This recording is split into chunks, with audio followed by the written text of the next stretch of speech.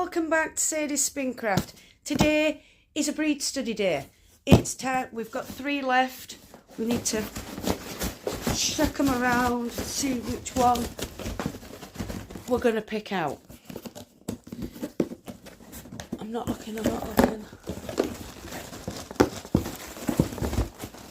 Just mixing them up a bit more. White Lleyn top. I'm assuming I'm saying it wrong because I know it's a Welsh sheep, but it's spelt L-L-E-Y-N, so I'm going with Lleyn or Lleyn.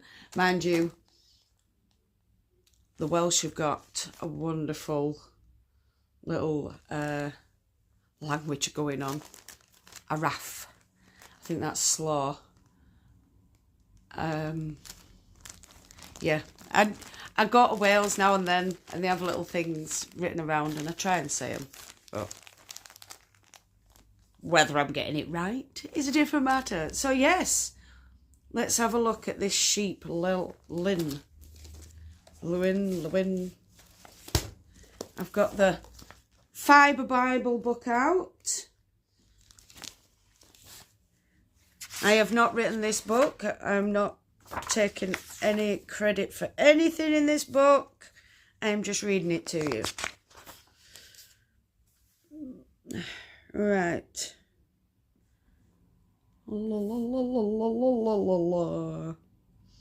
Right, well, there's the llamas. There we go. Lleyn. Right. 215 to 216.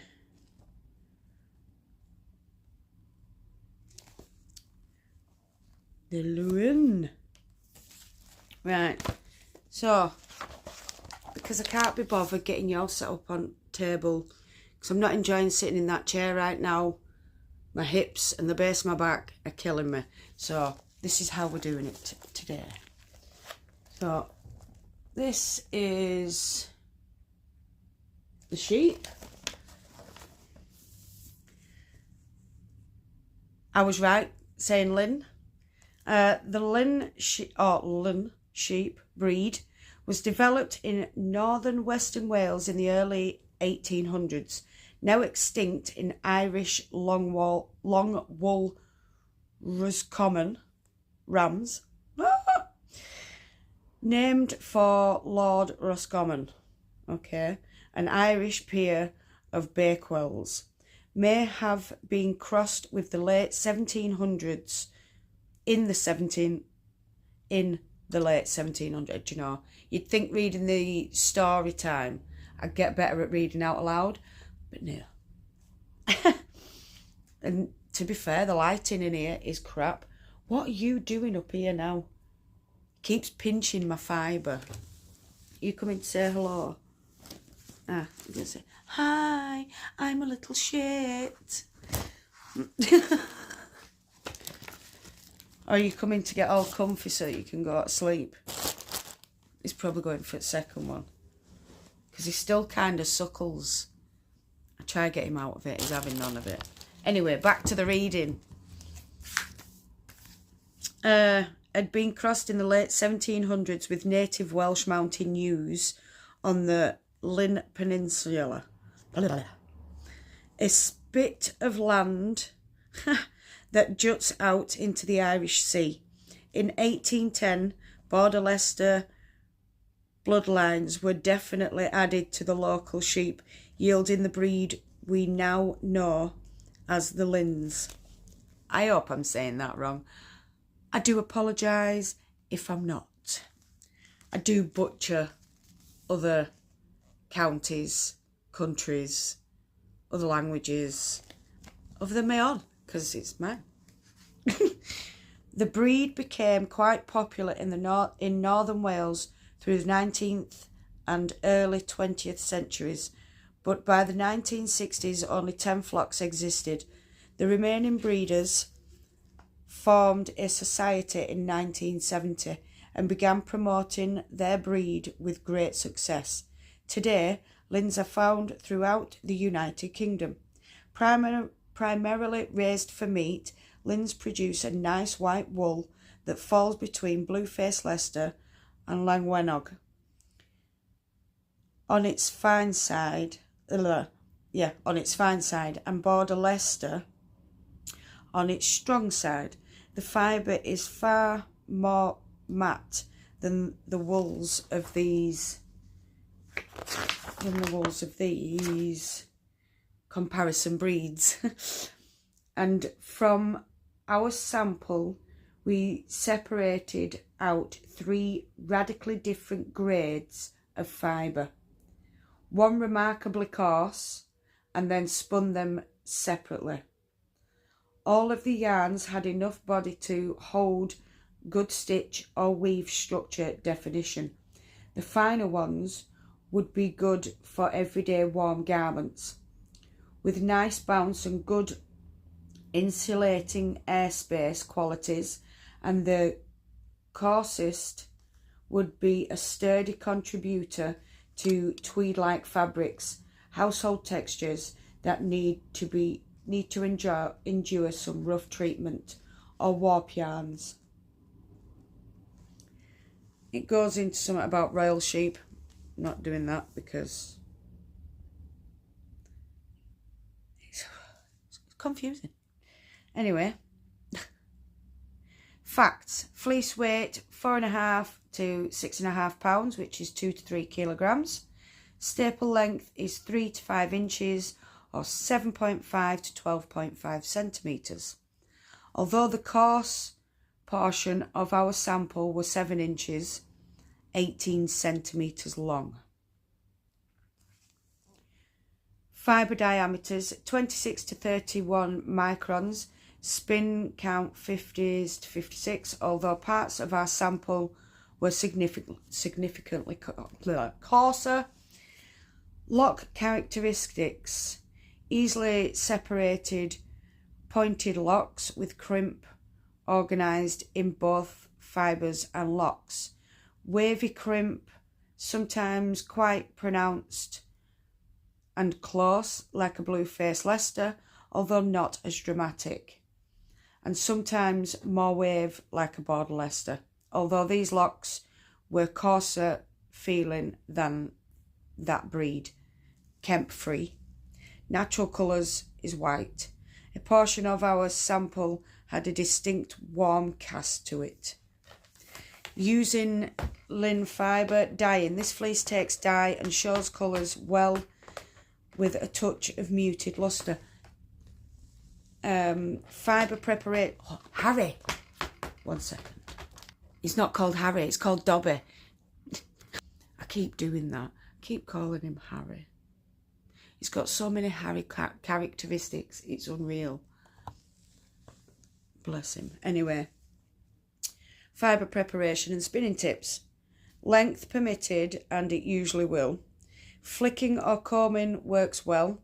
Worsted style spinning keeps the yarn as smooth as possible and minimises any hairiness.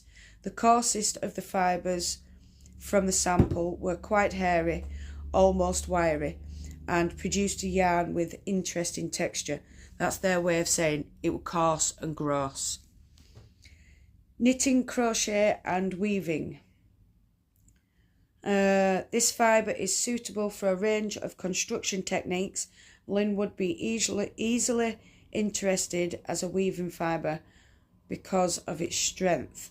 Best known for being another of the wools from meat breed that can lead to interesting textile experiments.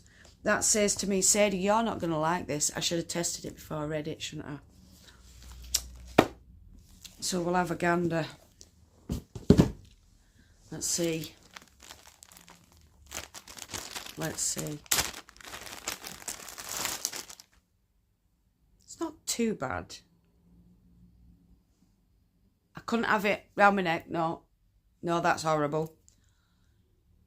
But for a pair of gloves maybe, or a pair of socks, yeah, I think that'd work.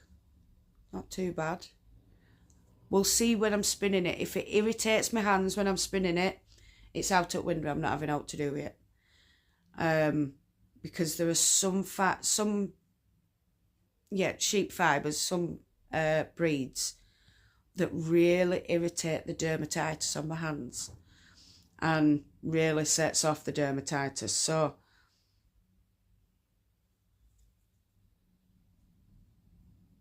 we'll see. I'm going to take a small bit. I'm not going to dye this one, same as last time, and I'm only going to do a small amount. I don't even think that's 10 grams. I'm going to spin it from the top.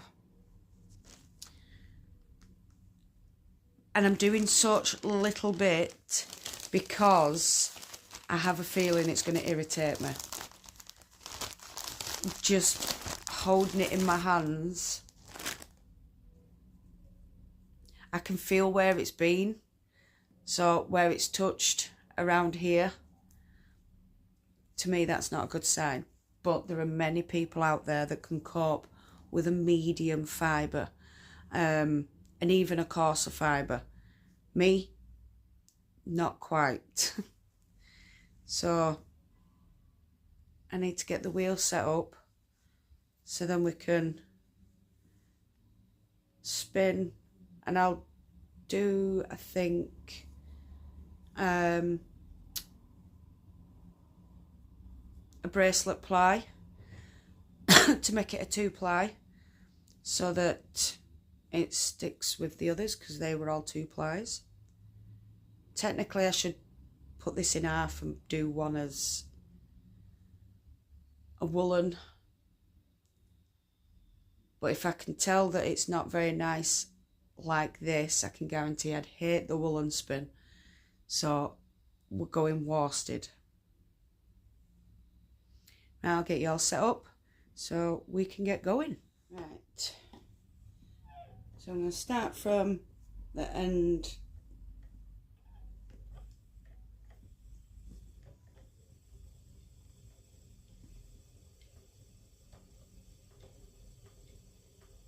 It's going to come off.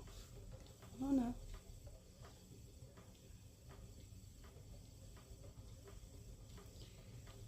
I don't like it.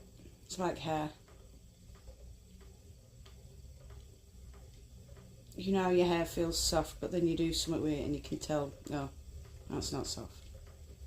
It's just lots of it.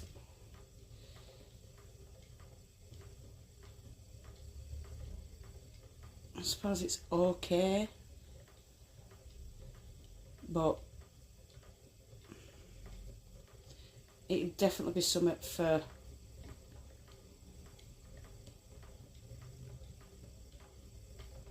because even spinning this worsted, it's got stuff sticking out of it.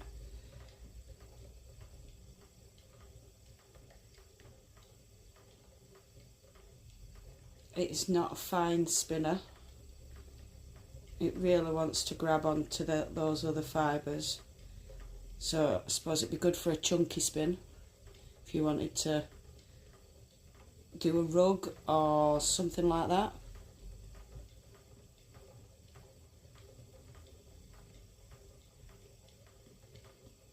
Well, I'm going to stop chatting and get this spun up. I'll fast forward it for you now.